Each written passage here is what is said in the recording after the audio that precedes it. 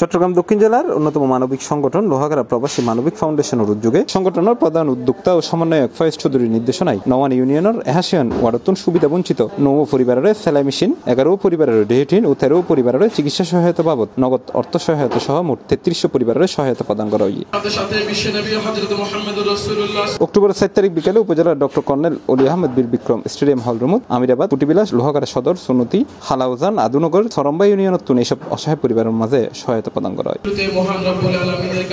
অনুষ্ঠানত কেন্দ্রীয় কমিটির সভাপতি মাহমুদুর রহমানের সভাপতিত্বে প্রধান অতিথি হিসেবে উপস্থিত আছেন লোহাগাড়া উপজেলার নির্বাহী কর্মকর্তা মোহাম্মদ সাইফুল ইসলাম ও উদ্বোধক হিসেবে উপস্থিত আছেন লোহাগাড়া থানার অফিসার ইনচার্জ আরিফুর রহমান। এর প্রধান বক্তা আছেন ওসি তদন্ত রবিউল আলম চৌধুরী। না করতে পারি আমি এটাকে 50 থেকে 70 নিয়ে যেতে পারি, আমার পরে যেজন আসবেন উনি আমার চেষ্টা করে যদি 80 নিতে পারেন, একসময় এটা দেখবেন যে একটা চমৎকার একটা সংগঠনের হালাউজান ইউনিয়ন প্রতিনিধি মোহাম্মদ সেলিমুর পরিচালনায় এর বক্তব্য রেখে সংগঠনের উপদেষ্টা আলহাজ গুলাম রসুল কমরি ও মুন্সি ফরিদুদ্দিন চৌধুরী এই সময় আরো বক্তব্য রেখে সৌদি আরব শাখার সাধারণ সম্পাদক তৌসিফ রাজা চৌধুরী, দুবাই শাখার সভাপতি মোহাম্মদ এরশাদ হোসেন, সৌদি আরব মদিনা শাখার সভাপতি মোহাম্মদ মামুন, ফজলুল আজিম চৌধুরী বাহাদুর, কেন্দ্রীয় কমিটির সাধারণ সম্পাদক মোহাম্মদ ইসমাইল সই, কেন্দ্রীয় কমিটি ইউনিয়ন প্রতিনিধি দল। উনি আসার কথা ছিল, উনি কোন একটা প্রোগ্রামের কারণে আসতে পারে নাই।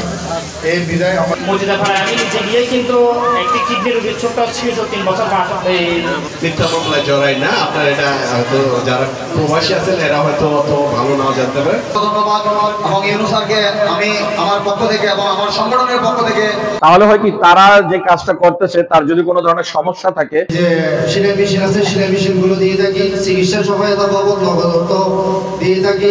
81টি ওয়ার্ডের যারা আছে এবং যারা আজকে 32টি জিনিস নেওয়ার জন্য আছেন এরা সহ এবং সব মানুষগুলোর সৃষ্টিকুলের সম্মানিত ব্যক্তিদের মধ্যে লোহাগাড়ার একজন সম্মানিত ব্যক্তি, উনি আমাদের শান্তির বিষয় এবং এই এলাকার সি প্লাস টিভি চট্টগ্রাম।